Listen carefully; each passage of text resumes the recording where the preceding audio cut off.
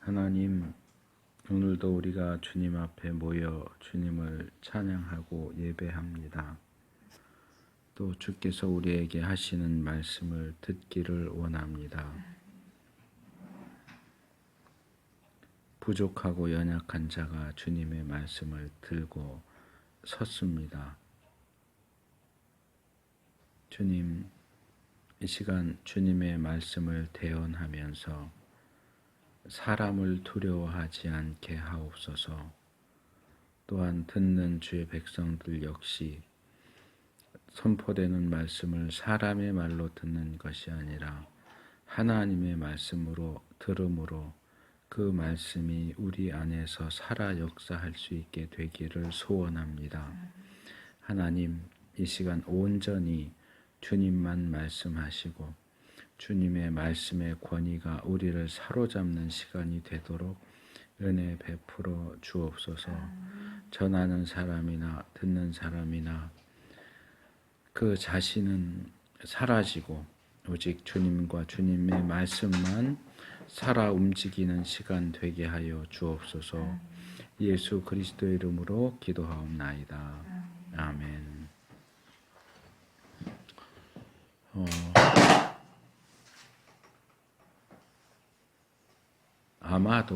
아마도 제 생각에 다른 분들도 그렇지 않았을까라고 생각을 하는데요. 지난주에 예배를 드리면서 특히 말씀을 전하면서 이 설교하는 그 시간이 저에게 상당히 버겁고 힘들었습니다. 아마도 아프기 전에 제가 했던 설교와 많이 비슷하지 않았을까. 물론 그 전에 제가 주제 설교 지금 하는 것처럼 주제 설교를 많이 하지는 않고 본문을 선택하고 본문을 푸는 주해 설교식으로 하기는 했지만 어쨌든 비슷한 내용들의 설교를 했을 텐데도 제가 설교를 하면서 저 스스로 정말 메마르다, 설교하기 정말 힘들다 하는 그런 느낌을 받았습니다. 머리와 가슴, 특별히 열심과 지식에 대한 이 성경적인 원리를 전한 것인데 저의 생각이나 그런 것을 전한 것이 아니라 성경의 원리를 전했는데도 불구하고 마치 어떤 느낌인가 하면 그 팍팍한 닭가슴살만 물도 없이 그것만 씹어먹는 그런 느낌이 들었어요. 그래서 전하는 중에도 힘들었고 예배를 드린 후에도 좀 힘들었습니다. 그리고 나서 왜 그랬을까 하는 생각을 좀 해봤어요. 두 가지 생각이 떠올랐는데 하나는 제가 아프고 나서 하던 이 최근의 설교가 좀 정서적인 면이 강했었던 것 같다.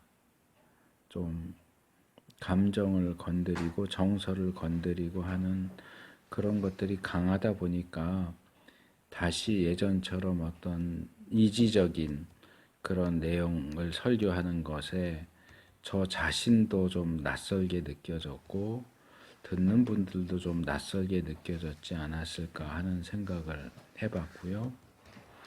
또 하나는 사실 이게 더 중요한 부분인데 제가 설교를 하면서 설교를 듣는 사람들을 너무 의식하고 두려워하는 것이 아닌가 하는 생각을 했어요.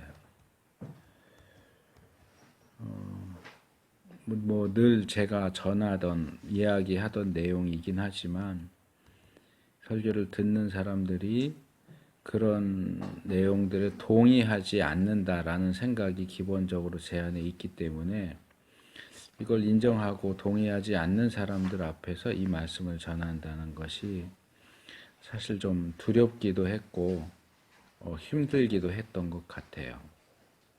그래서 결심을 하기를 어쨌든 이왕 이 주제를 다루기 시작했으니까 한 번 더 본격적으로 다루는 것이 필요하겠다. 왜냐하면 특별히 우리 한국의 교인들은 더 그런 면이 있지만 우리에게는 우리의 정서를 건드리는 설교만이 아니라 들으면서 그래 고개 끄덕끄덕하고 또는 눈물을 짓고 아 바로 그거야 감동하고 하게 만드는 그런 설교만 필요한 게 아니라 우리의 생각과 이성을 바로잡는 그런 설교도 필요하다고 생각했기 때문에 그렇습니다. 제가 몇 주 전에 저희 집사람이 부엌에서 핸드폰으로 뉴스를 이제 틀어놓고 듣는 것을 보고 나도 뭔가 강의 같은 것을 좀 들어봐야 되겠다 하는 생각을 했어요. 그래서 구글에서 이렇게 검색을 하다 보니까 제가 한국 목사님들 가운데는 유일하게 설교나 강의에서 인용하는 박영선 목사님이 2007년도에 그 교회에서 한 청장년을 위한 특별 강좌 6번에 행한 그 강좌가 있길래 그걸 좀 들어봤습니다. 그 중에 이제 마지막 2개가 이 한국 복음주의에 대한 내용을 다룬 것이었는데 그것이 좀 우리가 한국 교회 또는 우리 자신을 돌아보는데 좀 필요한 내용이다라는 생각을 하면서 들었었어요. 근데 이제 그 내용을 정확하게 기억을 못해서 다시 이제 그 내용을 쭉 보면서 필요한 부분을 이제 정리했었는데 우리 한국 교회는 일반적으로 묶어서 말하면 복음주의라고 할 수 있습니다. 물론 진보주의, 이제 좀 연세 드신 목사님들은 보통 그냥 자유주의라고 표현을 하지만 이제 그렇게 자유주의라고 부르는 진보적인 신학, 진보적인 신앙을 가진 한신이나 감신이나 이런 데가 있기는 하지만 그래도 주류를 이루는 것은 복음주의입니다. 복음주의가 뭐냐라고 할 때는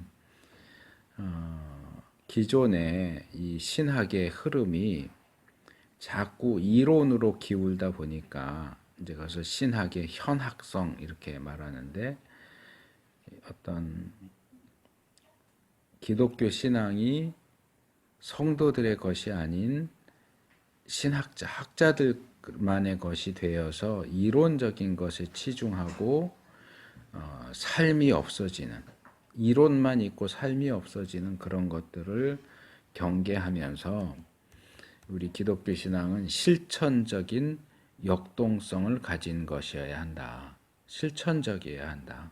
그리고 실제로 무언가 삶 속에서 움직이는 역사하는 그런 힘이 있는 것이다라고 하는 것을 강조한 아주 좋고 건전한 어떤 입장이라고 말할 수 있어요. 그런데 결과적으로 말하면 이 신학적인 현학성을 경계하는 것은 좋았는데 이 실천적인 역동성을 강조하다 보니까 기독교회 안에 대중성, 상업성, 실용성을 수용하게 됐다 하는 것. 교회가 커져야 되니까 어떻게 사람들의 귀에 맞는, 입맛에 맞는 내용을 전할 것인가? 어떻게 사람들이 관심을 갖는 주제들을 다룰 것인가? 그래서 어떻게 사람들이 많이 모이게 할 것인가? 또 교회를 키우기 위해서는 어떻게 어떤 세상 기업들이 하는 방식들을 벤치마킹해서 효과적으로, 효율적으로 교회를 키울 것인가? 또 그런 상업성, 그리고 결국은 교회를 크게 하고 사람을 많이 모이게 하는 결과를 가져온다면 그것이 성경적으로 옳으냐 그르냐를 따지지 않고 무조건 가져다 쓰는 실용성, 이런 것들을 교회 안에 끌어들이게 됐다 하는 겁니다. 이게 꼭 한국 복음주의만이 아니라 세계 복음주의를 볼 때 그런 어떤 장점과 단점이 있다 하는 것이고, 특별히 이제 그 박영선 목사님이 한국 복음주의에 대한 얘기를 하면서 하신 내용이 있어요. 한국 복음주의에 있어서 가장 중요한 문제점이 뭐냐고 할 때 신학이 실종됐다 하는 걸 지적하시더라고요.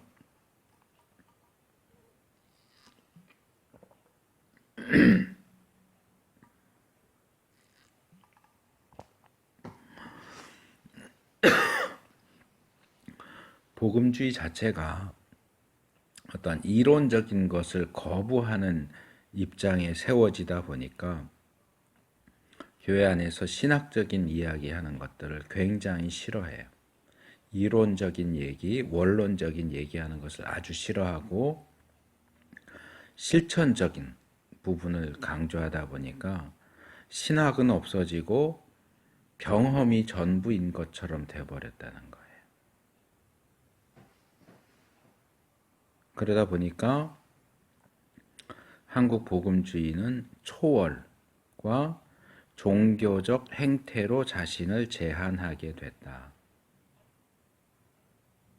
경험을 중시하다 보니까 우리가 다른 사람들을 믿지 않는 사람들을 전도하고 그들을 예수님 믿게 하기 위해서도 뭔가 경험적인 것을 가지고 접근을 해요.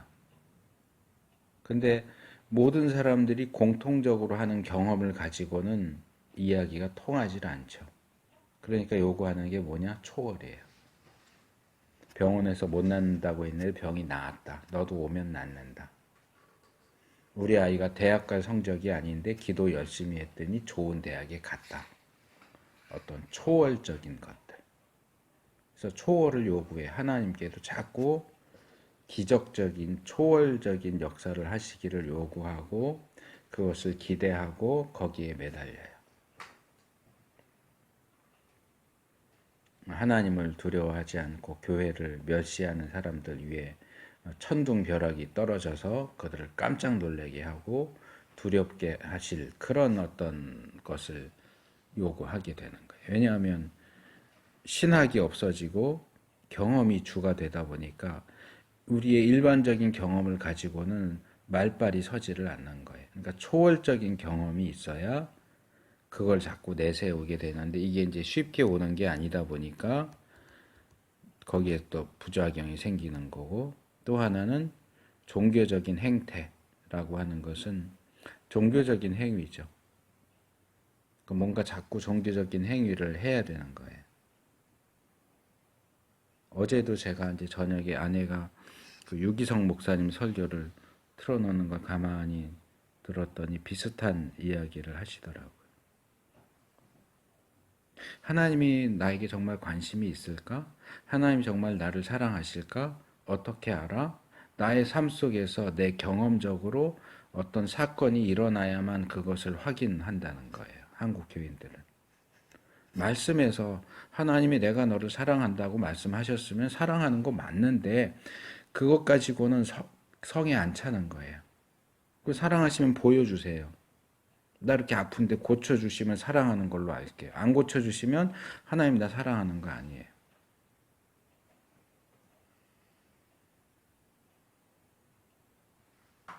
하나님이 내가 너를 사랑한다, 내가 너와 함께 한다고 말씀하셨으면 그 말씀을 의지하고 믿는 것이 믿음이지, 말씀은 그렇게 하셨어도 내 삶 속에서 실제적인 어떤 게 나타나지 않으면 그 말씀을 믿을 수 없어요 하는 그게 믿음이 아니라는 거죠. 그게 거꾸로 하나님이 우리를 어떻게 대하시느냐의 문제가 아니라 우리가 하나님을 어떻게 대하느냐 하는 문제에서도 나타나는데 그게 종교적 행태예요. 저도 요즘에 그 문제를 가지고 고민을 많이 해요. 왜냐하면 어제도 그랬고 그제도 그랬고 이제 병원에 못 가고 하루 종일 집에 있으면 집에 하루 종일 있으면 제 상태가 컨디션이 아주 안 좋아져요. 몸 상태가 안 좋아지는 게 아니고 제 마음이 안 좋아져요. 왜냐하면 병원에 가고 그러면 차 타고 이동하고 뭐 치료받고 이러느라고 별 딴 생각을 할 틈이 없어요. 그러니까 그냥 그렇게 지내는데 움직이지 않고 집에만 있으면 할 수 있는 게 없어요. 책을 볼 수도 없고, 물론 말씀도 틀어놓고 듣고 찬송도 틀어놓고 듣는데 기도도 하죠. 계속해서. 요즘에 뭐 계속 하나님 바라면서 기도도 하는데 어떻게 12시간 내내 그것만 하고 있냐고요.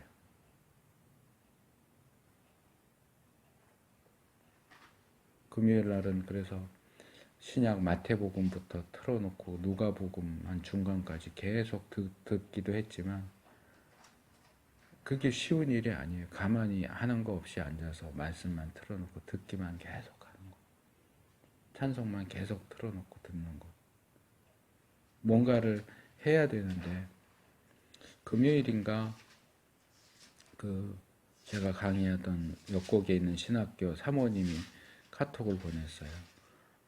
교수님 그동안 감사했습니다. 가르쳐 주신 것들 사역에 잘 쓰겠습니다. 인사말이 좀 이상해서 어딜 가시나. 그래서 이제 카톡을 보냈더니 그날 졸업식이라고 그러더라고요. 졸업식에 간다고, 이제 졸업한다고. 그래서 전화 드려서 짧게 통화했는데 제 마음이 섭섭한 거예요. 서운한 거예요. 그 전에는 뭐 졸업식 한다고 오라 그러면 좀 귀찮았어요.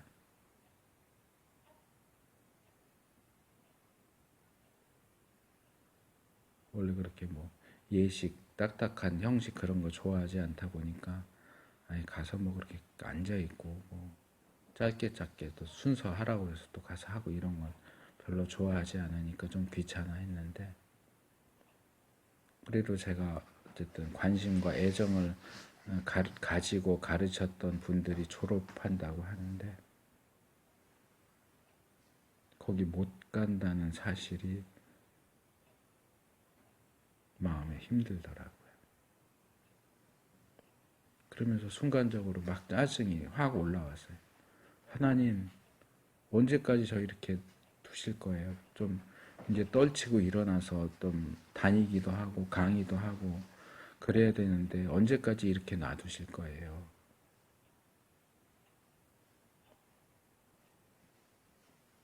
그러면서 제가 저 자신을 보면서 생각을 하게 되는 게 뭐냐 하면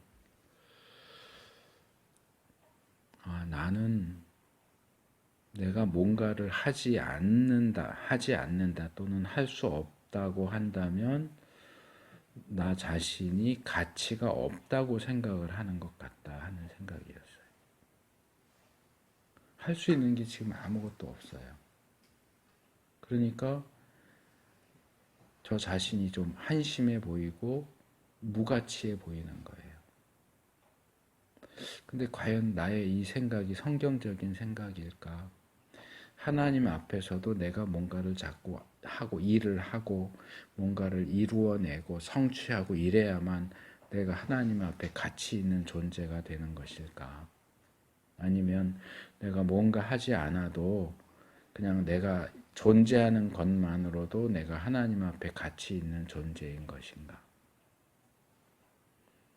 출애굽기에 홍해 건넌 사건 직전에 바로의 군대가 뒤에서 막 쫓아오니까 이스라엘 백성이 패닉에 빠져서 막 울부짖잖아요. 모세도 하나님께 부르짖을 때 하나님 말씀하시죠. 너희는 가만히 있어. 내가 행하는 것을 보라. 근데 제가 그 가만히 있는 걸 못하는 거예요. 뭔가라도 해야지 가만히 있으면 못 견뎌 하더라고요. 가만히 하나님 바라보고 있으면 좋을 텐데 그 가만히 있는 게 너무너무 힘든 거예요. 근데 이 종교적 행태라고 하는 것도 그런 거예요. 내가 아무것도 하지 않고 가만히 있으면 내가 하나님의 자녀 맞아? 하나님이 나 사랑하시는 거 맞아? 의심이 돼. 그러니까 뭔가 자꾸 해야 돼. 기도도 자꾸 하러 가야 되고 말씀도 읽어야 되고 교회에서 하는 행사도 자꾸 빠짐없이 참여해야 되고 그래서 뭔가 자꾸 행동하고 움직이는 걸 통해서 내가 하나님의 자녀 맞구나 하는 걸 확인하는 것이 이 종교적 행태로 자신을 제한한다 하는 얘기가 그런 얘기예요. 그러다 보니까 객관적인 하나님의 말씀보다는 주관적인 나의 감격 그리고 주관적인 나의 체험에 머무르는 문제가 한국 복음주의 교회와 성도들에게 있다. 그런 지적을 하시더라고요. 저는 그것을 이렇게 바꿔서 말하고 싶어요. 우리에게는 성경과 신학에 대한 기본적인 지식이 없다는 문제가 있어요. 성경도 잘 배우려고 하지 않고요. 신학은 그건 신학자들이 사람들이 만든 거 아니냐 그러면서 알러지 반응을 일으켜요.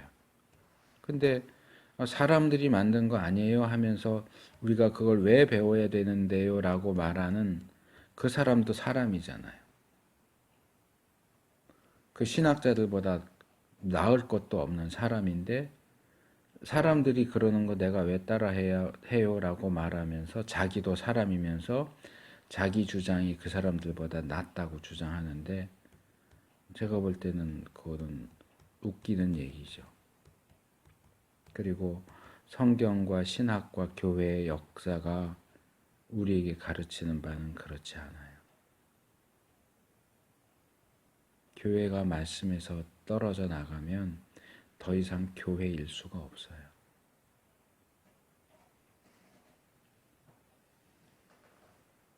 우리가 말씀의 권위를 인정하지 않는다면 더 이상 그리스도인일 수가 없어요.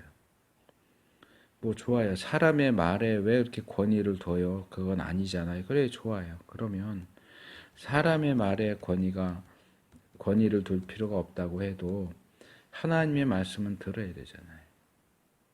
하나님 말씀이 뭐라고 하냐고요. 오늘 우리가 읽은 본문 골로새서 3장 10절에 보니까 새 사람을 입었으니 이는 자기를 창조하신 자의 형상을 조차 지식에까지 새롭게 하심을 받는 자니라 그렇게 얘기하고 있어요. 우리가 더 잘 아는 고린도후서 5장 17절에는 그런즉 누구든지 그리스도 안에 있으면 새로운 피조물이라 이전 것은 지나갔으니 보라 새 것이 되었도다 그렇게 말하죠.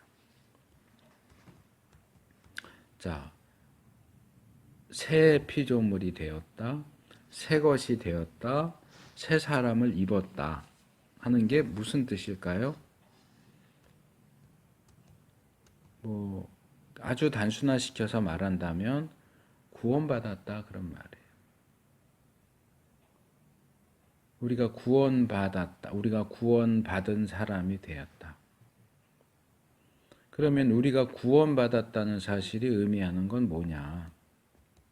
이 골로새서 말씀은 우리가 구원받아서 새 사람이 되었다고 하는 것은 우리의 지식까지도 새로워진 것이라고 얘기해요. 그래서 제가 오늘 설교 제목을 새 사람과 새 지식 이렇게 말한 거예요. 구원받아서 새 사람이 된 사람은 지식까지도 새롭게 하심을 받은 자여야 해요. 다시요. 새 사람은 지식에까지도 새롭게 하심을 받는 자예요. 하나님이 그렇게 하셨어요. 이 지식에까지 새롭게 하심을 받았다 하는 얘기는 머리가 똑똑해졌다 그런 얘기가 아니에요. 새로운 피조물이 되고 새 것이 되었다고 해도 우리 몸이 다른 것으로 바뀌지 않는 것처럼 지식에까지 새롭게 하심을 받았다고 해도 머리가 나쁜 사람이 머리가 갑자기 IQ가 올라간다 그런 얘기가 아니고요. 정확한 비유는 아니라고 생각이 들지만 그냥 이해를 돕기 위해서 좀 쉽게 표현하자면 저는 가능성이라고 봐요. 가능성. 어떤 가능성이냐? 옛사람과는 다른 존재가 될 수 있는 가능성. 옛 삶과는 다른 삶을 살 수 있는 가능성. 그리고 하나님께서 우리가 알기를 원하셔서 보여주시는 새로운 것들을 보고 알 수 있는 가능성이에요. 자, 우리가 가지고 있는 우리의 신앙, 다시 말해서 기독교 신앙은 어떤 것일까요? 우리의 신앙은 뭘 믿는 걸까요? 내가 바라는 것을 믿는 것이 기독교 신앙인가요? 아, 이렇게 됐으면 좋겠어. 이렇게 될 거야. 이렇게 될 줄로 믿습니다. 그게 기독교 신앙인가요? 아니면 우리 자신의 열심을 믿는 게 기독교 신앙인가요? 한국 교회에 열심으로 대표되는 교단이 있고 목사님이 있죠. 그래서 한동안 심지어는 개그맨들까지도 그런 흉내를 냈었죠. 믿습니까? 믿습니다. 이런 거 했었잖아요. 믿습니까도 아니에요. 믿습니까예요. 아마 그들에게 그게 인상적이었는지 아니면 우습게 보였는지 모르지만 어떤 뭐라 그럴까 좀 광신적인 터무니없는 그런 신앙, 행태 이런 것들을 비꼬는 것일 수도 있는데 그런 표현들을 코미디언들이 따라하는 걸 볼 수 있었는데 우리는 우리가 바라는 것을 믿는 게 아니고 우리 자신의 열심을 믿는 게 아니고 성경에 제시되어 있는 하나님, 성경이 제시하는 하나님의 뜻, 성경이 제시하는 하나님의 행하심, 그것들을 믿는 거예요. 성경에 제시된 하나님의 뜻을 올바르게 이해하도록 하기 위해서 구원받은 우리의 지식까지도 새롭게 하신 거예요. 그것을 올바르게 이해할 수 있는 가능성을 열어주신 거예요. 그런데 우리는 그 지식을 거부하고 있어요.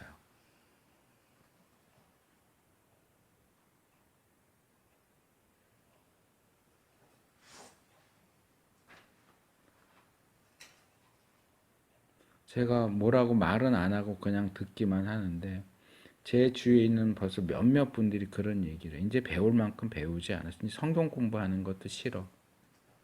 아니 예수 믿는 사람이 성경 공부하는 거 싫으면 성경 공부하는 게 싫으면 어쩌라고요. 물론 왜 그렇게 얘기하는지는 알아요. 너무 공부만 하겠다고 그러고 너무 이론에만 치중하고 실천이 없고 삶이 없으니까 마치 목회자들이 자기 스스로는 공부가 안 되고 하니까 맨날 세미나만 쫓아다니면 아, 세미나 싫어 이렇게 말할 수 있겠죠. 너무 세미나만 쫓아다니면. 그거랑 비슷한 의미인 것은 이해하지만 굉장히 위험을 내포한 발언이에요. 예수 믿는 사람이 성경 공부하는 게 싫으면 끝장난 거예요. 그럼 우리 신앙의 기준이 뭔데요? 뭐 자기는 성경을 다 배웠어요? 성경을 다 알아요? 더 이상 성경 배우지 않아도 성경을 다 알아요? 그게 얼마나 교만한 말이고 얼마나 위험한 말인데요. 지난주에도 그 말씀을 제가 드렸지만 말씀을 배우는 것과 말씀을 실천하는 것이 같이 가야지 실천이 잘 되지 않는다고 해서 배우는 것도 필요 없어라고 말하는 것은 이건 신학자들 가운데 가끔 쓰는 표현인데 목욕물이 더럽다고 목욕통 안에 있는 아이까지 같이 버리는 거예요. 목욕물하고. 목욕물만 버려야죠. 거기 있는 아이를 같이 버리면 어떡해요?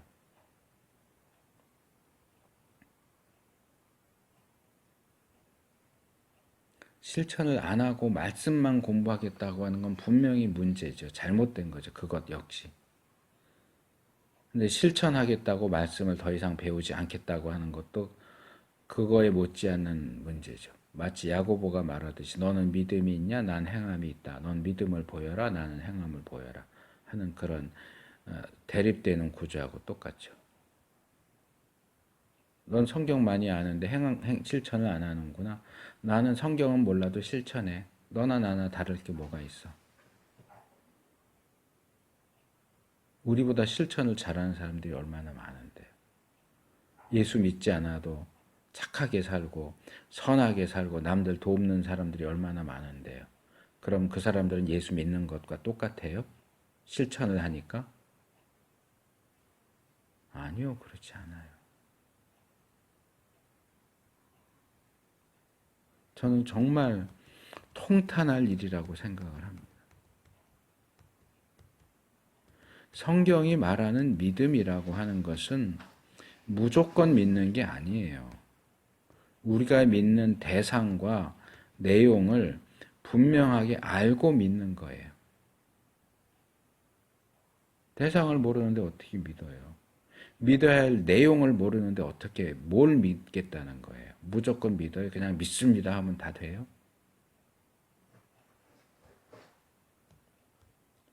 그리스도 안의 새 사람은 하나님이 주신 그 새 지식을 적극적으로 활용해야 됩니다.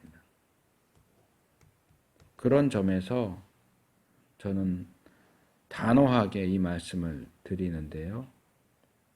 반지성주의적인 태도는 반기독교적이에요. 이론이 뭐가 필요 있어? 말씀, 성경 공부 너무 많이 해서 지겨워. 더 배울 게 없어. 신학은 사람들이나 만든 거지. 그게 뭐 중요해? 실천이 중요하지. 하는 지적인 측면을 거부하는 반지성주의적인 태도는 반기독교적이고 반성경적인 태도예요. 아주 잘못된 거예요. 아주 나쁜 거예요. 체험만 강조하고 말씀의 기초를 무시하는 사람은 올무에 빠질 수밖에 없어요. 물론 그렇다고 해서 우리가 지식만 추구해야 되느냐? 아니죠. 지금도 계속 말씀드리는 것처럼 성경만 공부한다고 해서 그게 기독교 신앙이냐? 아니에요. 그건 지식만 쌓는 거죠. 이론만 쌓는 거죠. 스스로 속이는 거예요. 그것도 야고보가 말한 것처럼. 거울을 비춰보고 자기 얼굴에 뭐가 묻은 걸 알았으면 닦아야죠. 말씀을 거울 삼아서 자신을 비춰보고 내가 뭐가 잘못됐는지 발견했으면 고쳐야죠. 말씀은 배워서 잘 아는데 거기에 날 비춰보고 여기 뭐가 묻었네 그러고서도 그냥 지나치는 자는 내가 아무리 말씀을 연구하고 배우고 한다고 해도 스스로를 속이는 자예요. 그러니까 딥다 공부만 한 사람도 자기를 속이는 거고요. 실천을 강조하면서 말씀 배울 필요가 없다고 하는 사람들도 자기를 속이는 거예요.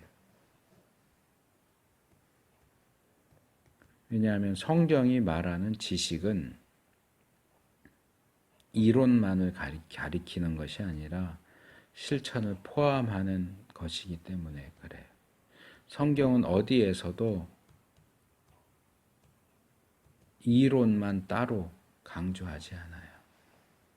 이론만 가리켜서 그것을 안다 이렇게 표현하지 않아요. 성경이 안다라고 표현할 때는 구약에서나 신약에서나 동일하게 이론적인 암과 실천적인 암, 인격적인 암을 다 포함하는 것이지 어떤 한쪽에 치우치는 것이 아니에요.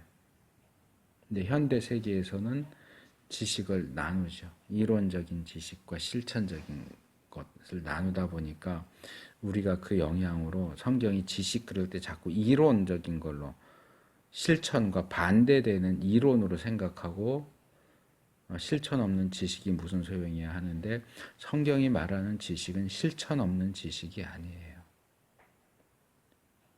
내가 뭔가를 알고 있다라고 말하지만 행동하지 않는 자는 정말로 아는 게 아니에요. 그리고 바로 이 점에서 제가 몇 주 전에 그 머리에서 가슴으로 뭐 그런 표현을 썼는데, 이 머리에 있는 지식이 가슴으로 내려와서 우리로 하여금 행동하게 하는 그런 결과로 나타나야 한다. 그게 참된 지식이에요. 성경이 뭐라고 말하는지도 알고 그것이 나의 손과 발로도 나타나야 비로소 너는 참된 지식을 가졌구나. 너는 정말 지식에까지 새롭게 하심을 입은 자가 맞구나. 라고 말할 수 있는 거예요. 지식이, 머리에 있는 지식이 가슴으로 내려오지 않고 손과 발로 내려오지 않는다면 그것은 야고보가 그 죽은 믿음 얘기하듯이 죽은 지식이에요. 그건 참된 지식이 아니에요. 살아있는 성경적인 지식이 아니에요. 그렇다고 해서 행동하는 사람은 다 아는 자냐? 그것도 아니에요. 아까도 말씀드린 것처럼 예수님 몰라도 선한 행동하는 사람들 얼마든지 많아요. 그렇다고 해서 그들이 구원받았다고 말할 수 있느냐? 아니요. 그렇지 않아요. 또 지난주에 말씀드렸던 것처럼 유대인들은 열심을 가지고 행동했지만 올바른 지식을 가지지 못했던 그런 모습을 지적받고 있죠. 그래서 성경적인 지식, 이론적인 것만 있는 지식이 아니고 이론과 실천을 함께 가지는 성경적인 지식을 가져야 합니다. 그 부분에서 제가 저 개인적인 어떤 간증이라고 할까 그런 말씀을 좀 하나 나누고 싶은데, 지난주 화요일 날 제가 받은, 저에게 주시는 약속의 말씀이라고 받은 내용이에요. 호세아 14장 3절에서 8절 말씀입니다. 제가 그때 이 말씀을 세 번역으로 읽었는데요. 한번 찾아서 그 개역 성경을 눈으로 읽으시면서 제가 세 번역으로 읽어드리는 내용을 귀로 들으시면서 한번 비교해 보시는 것도 좋을 것 같아요. 3절부터 읽습니다. 내가 다시는 아시리아에게 우리를 살려달라고 호소하지 않겠습니다. 군말을 의지하지도 않겠습니다. 다시는 우리 손으로 만들어 놓은 우상을 우리의 신이라고 고백하지도 않겠습니다. 고아를 가엾게 여기시는 분은 주님밖에 없습니다. 내가 그들의 반역하는 병을 고쳐주고 기꺼이 그들을 사랑하겠다. 그들에게 품었던 나의 분노가 이제는 다 풀렸다. 내가 이스라엘 위에 이슬처럼 내릴 것이니 이스라엘이 나리꽃처럼 피고 레바논의 백향목처럼 뿌리를 내릴 것이다. 그 나무에서 가지들이 새로 뻗고 올리브 나무처럼 아름다워지고 레바논의 백향목처럼 향기롭게 될 것이다. 그들이 다시 내 그늘 밑에 살면서 농사를 지어서 곡식을 거둘 것이다. 포도나무처럼 꽃이 피고 레바논의 포도주처럼 유명해질 것이다. 에브라임이 고백할 것이다. 나는 이제 우상들과 아무 상관이 없습니다. 그러면 나는 그에게 응답할 것이다. 내가 너를 지켜주마. 나는 무성한 잣나무와 같으니 너는 필요한 생명의 열매를 나에게서 언제나 얻을 수 있을 것이다. 호세아 선지자는 아모스 선지자와 비슷한 시기에 아마 조금 더 늦게 활동했던 북이스라엘의 선지자입니다. 자신의 사역과 메시지를 책으로 기록해서 남긴 사람들을 문서 선지자라고 하는데, 아모스가 문서 선지자의 최초의 사람이고 그 다음이 호세아입니다. 우리가 가진 성경에는 이제 이사야부터 선지서가 시작되죠. 순서가 그렇게 되지만 연대 순으로 보면 아모스, 호세아가 제일 앞에 있고요. 이사야는 좀 더 뒤에요. 미가하고 같은 시대고요. 또 그 뒤로 예레미야, 그 뒤로 에스겔. 또 그 이후에 이제 학계, 스가랴, 말라기 이렇게 이제 되는데요. 아모스는 북이스라엘의 어떤 사회적인 죄, 특별히 공의와 관련해서 이런 사회적인 죄를 많이 책망을 했다고 하면, 호세아는 북이스라엘의 종교적인 죄를 책망했습니다. 그래서 뭐 호세아 그러면 가장 유명한 게 이제 음란한 여인 고멜과 결혼해서 아이를 낳고 이제 아이들 이름 지어주고 뭐 집 나간 아내 또 찾아오고 뭐 이런 내용들이 쭉 나오죠. 그러니까 결국 호세아는 하나님을 대표하는 것이고 고멜은 이스라엘을 대표하는 것이죠. 하나님이 어떻게 이 북이스라엘을 다른 말로 에브라임이라고도 불러요. 에브라임은 이제 지파죠. 요셉의 아들 므낫세와 에브라임 둘째 아들인데, 야곱이 축복 기도할 때 동생이지만 에브라임이 더 크게 될 것이다 이렇게 기도하죠. 그래서 에브라임은 모세가 레위 지파 출신이었던 반면에 여호수아가 에브라임 지파 출신이에요. 그래서 에브라임 사람들은 굉장히 프라이드가 강해요. 그래서 사사 시대에도 기드온 때도 그랬고 입다 때도 그랬고 큰 전쟁이 일어났는데 자기들 안 불렀다고 막 뭐라 그럴까 텃세라고 해야 될까 강짜를 부리고 뭐 이러다가 사건이 터지기도 하고 그랬는데, 나중에 이스라엘의 10개 지파가 2개 지파 유다 지파와 베냐민 지파를 중심으로 한 유다 왕국에서 떨어져 나올 때 주도적인 역할을 한 지파가 에브라임 지파예요. 제가 확인은 안 해봤는데 아마 그때 처음 북이스라엘 왕국을 세운 여로보암이 에브라임 지파였던 것 같아요. 확실하진 않은데, 그래서 이제 북이스라엘을 별명으로 에브라임 이렇게 부르기도 해요. 그럴 때 에브라임은 지파만을 얘기하는 게 아니고 북이스라엘 나라 전체를 가리키죠.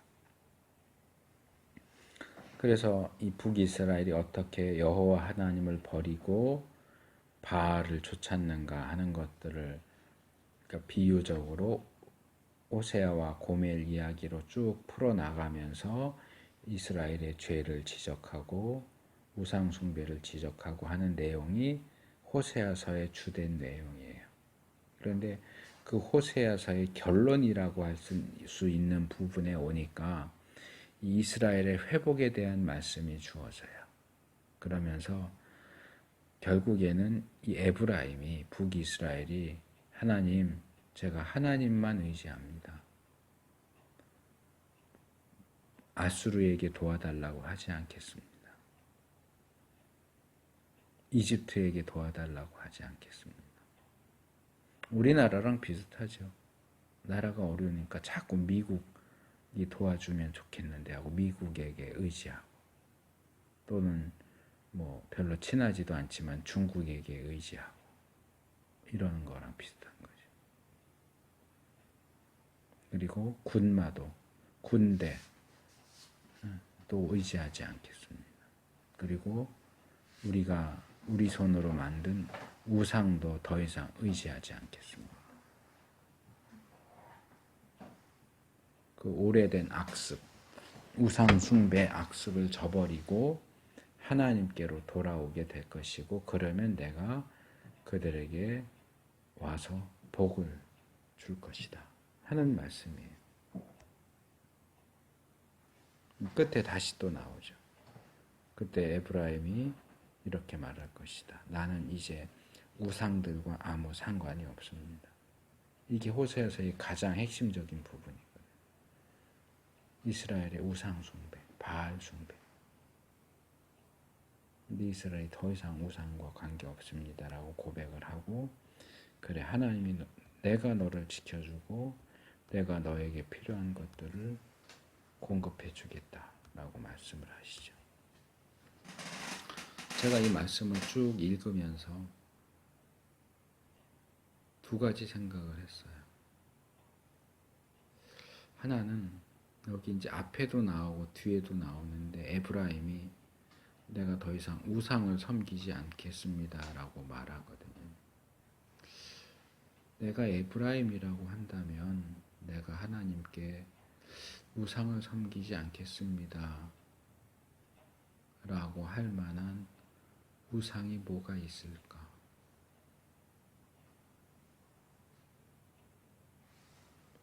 그때 제가 머릿속에 떠올린 게 뭐냐 하면 어쩌면 이제 50 중반에 이르도록 제 기본 성향이 그랬고 이제 총신대학 가면서부터 이때까지 저의 주된 관심사는 늘 말씀이었어요. 말씀을 읽고 연구하고 하나님이 뭐라고 말씀하시는가,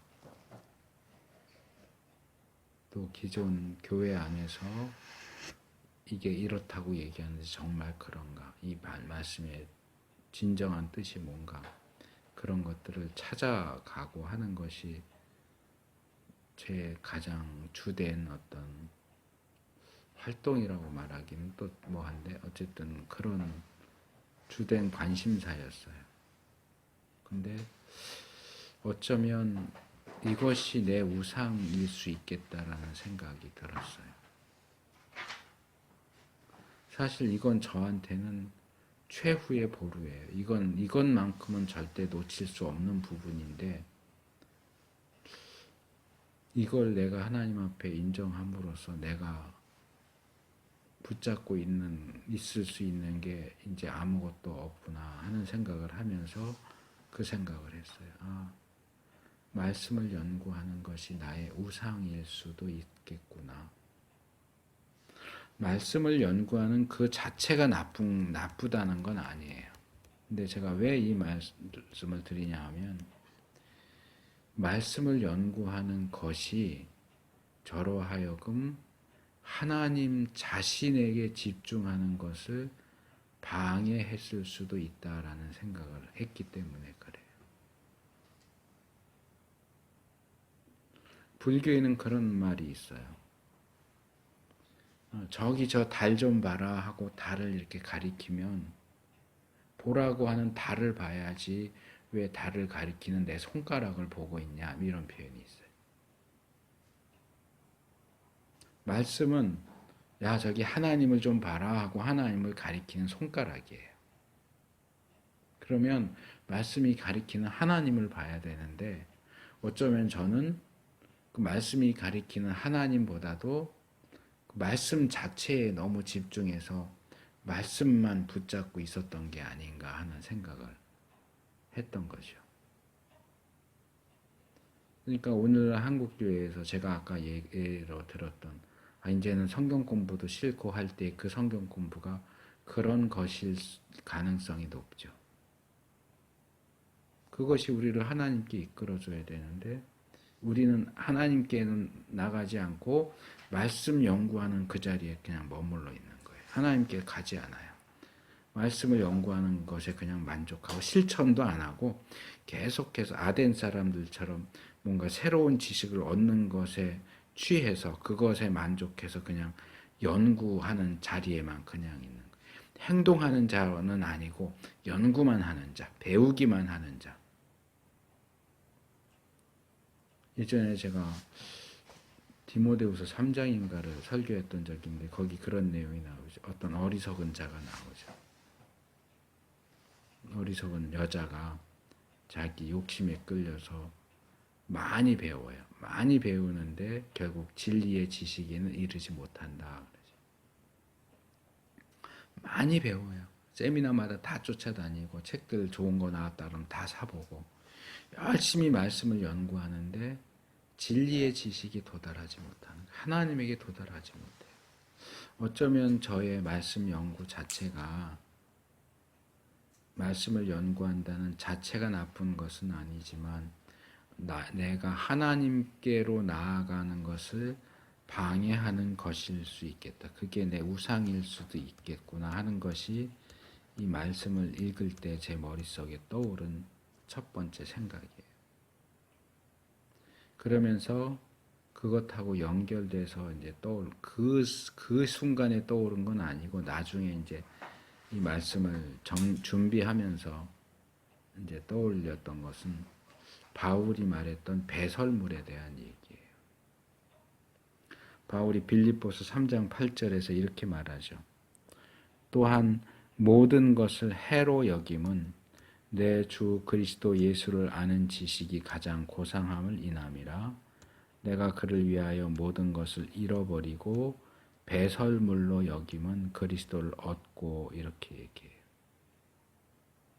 여기 보면 바울이 2번이나 모든 것이라고 하는 표현을 쓰죠. 그 모든 것, 내가 가지고 있었던, 내가 배워왔던 그 모든 것을 해로운 것으로 여긴다. 그것을 내가 잃어버리고 배설물로 여긴다. 그렇게 얘기해요. 보통은 제가 어릴 때부터 배워왔던 것은 그 배설물로 여기는 그 모든 것은 지식이다. 바울이 그동안 랍비로서 교육받았던 그 모든 것들을 가리킨다. 지식이다. 그렇게 배웠는데 본문을 다시 보면 내가 지식을 배설물로 여긴다. 그런 얘기를 하고 있지는 않아요. 그냥 애매하게 모든 것 그러죠. 그러면서도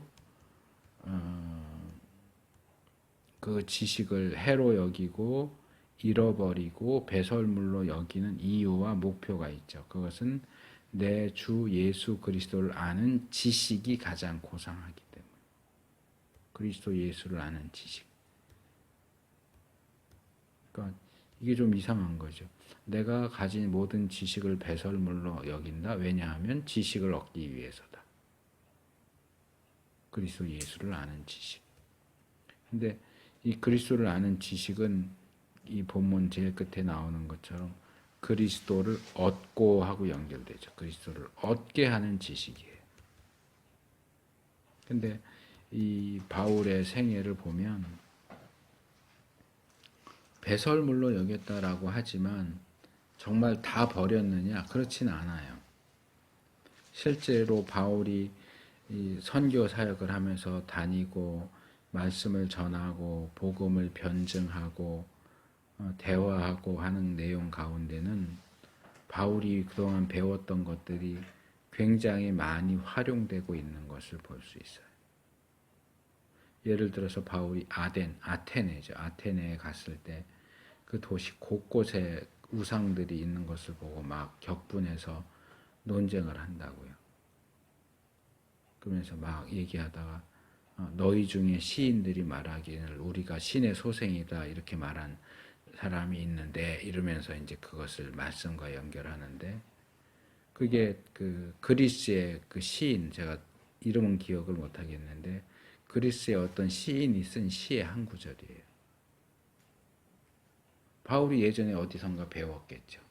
그리스의 어느 시인이 있는데 이런 시를 썼다. 그런 지식을 다 배설물처럼 버렸다면 왜 그때 사용했을까요? 그것도 버려야 되는 거 아닌가요? 제가 보통 베드로와 바울을 비교해서 많이 얘기해요. 청년들한테 얘기할 때.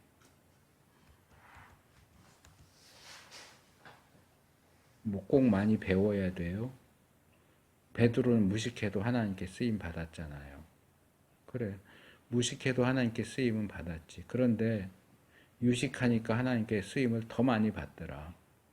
베드로는 수제자인데 그가 우리에게 남겨준 건 베드로 전서 후서 2권뿐이고, 바울은 수제자도 아니었지만 그 사람은 신약 성경의 절반을 썼다. 베드로한테 그렇게 쓰라고 그랬으면 못 썼을 거다. 그만큼 바울이 준비되었기 때문에 그를 통해서 우리 신앙의 기준이 되는 그 편지들을 많이 쓰게 하신 거 아니냐. 너가 얼마나 준비되었느냐에 따라서 하나님이 쓰시는 역할과 영역이 다르다. 너가 베드로만큼 준비됐으면 베드로만큼 쓰시는 거고, 바울만큼 준비됐다면 바울만큼 쓰실 것이다.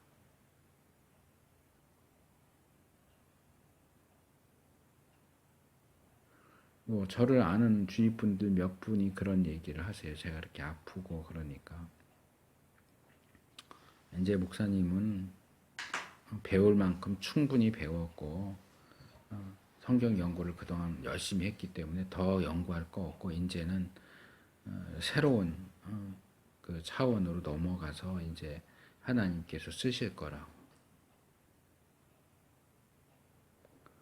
저는 제가 배울 만큼 배웠다고 생각하진 않아요. 물론 제 주위에 있는 분들과 이렇게 보면 제가 다른 분들에 비해서 많이 아는 건 사실인 것 같아요. 성경 이야기, 신학 이야기 하면 저는 기본적으로 알고 있는데 그분들은 그런 내용들을 모르는 경우들을 굉장히 많이 보게 되는데 뭐 잘난 체 하느라고 하는 얘기가 아니고 그냥 있는 그대로 말씀을 드리는 거예요. 그럼에도 불구하고 저는 나는 이제 더 이상 성경 배울 필요 없어. 신학 연구할 것도 없어. 그렇게 생각하지는 않아요. 아직도 제가 배워야 할 것들은 너무나도 많아요. 그런데 그것이 말하자면 앞으로 저의 사역에 밑받침이 될 거라는 거죠. 바울이 자기가 가진 모든 것을 배설물처럼 여겼지만 그렇다고 해서 배운 걸 일부러 잊어버린 건 아니에요. 이거 내가 잊어야지. 이거 그리스 시인이 뭐라고 얘기한 거 잊어버려야지. 내가 랍비들한테 배운 거 이거 잊어버려야지. 그렇게 잊어버리고 정말 바보가 된 게 아니고 그가 배워서 이미 자기 것이 된 것은 거기에 가치를 두지 않는다는 거죠. 거기에 매달리지 않는다는 거죠. 그러나 그것들이 자양분이 돼서 이 바울의 그 독특한 이 후대 그리스도인들에게 정말 많은 도움이 되고 있는 바울의 그 편지들이 거기에서 싹 터서 나온 거죠. 그것처럼 저 역시도 제가 어쩌면 저의 말씀 연구가 저의 우상이었을 수도 있겠다라는 생각을 하지만 거기에 매달리는 것이 아니라 그것이 바울의 배설물처럼 자양분이 돼서 그것 위에서 뭔가를 할 수 있는 기초쯤은 될 수 있겠다 하는 생각을 해요. 근데 이 말씀 연구 자체에 매달리지는 말아야 되겠다. 그러니까 제가 지금 오늘 말씀을 드린 것처럼 지식에까지 새로워졌다는 건 뭐냐? 우리가 우리의 열심을 믿는 것도 아니고 우리가 바라는 것을 믿는 것도 아니고 성경이 제시하고 있는 하나님과 하나님의 뜻을 믿는 것이다. 우리가 믿는 것의 대상과 내용을 분명하게 알고 믿어야지 무조건 믿습니다 한다고 되는 게 아니다. 그러니까 그것을 위한 기초가 어느 정도 마련되어 있다 이렇게 말할 수 있겠죠. 근데 그게 전부가 아니니까. 그건 기초 단계니까 이제 그걸 딛고 올라서야 하는 단계인 거죠. 그리고 지금 제가 저 개인의 이제 간증처럼 이제 말씀을 나눈 거지만 그건 저만의 문제가 아니라 모든 하나님의 백성들이 동일하게 가져야 되는 생각이라고 생각해요. 말씀 열심히 배우셔야 돼요. 근데 말씀 배우는 것 자체가 목적이어서는 안 돼요. 하나님이 뭘 원하시는가를 배우는 거죠. 말씀을 통해서. 그리고 하나님이 원하시는 것을 해야죠. 하나님이 싫어하시는 것을 하지 않아야죠. 지식을 쌓기 위해서 공부하는 게 아니고 하나님, 우리 아버지가 뭘 원하시는 것인지 그걸 알기 위해서 배워야 돼요.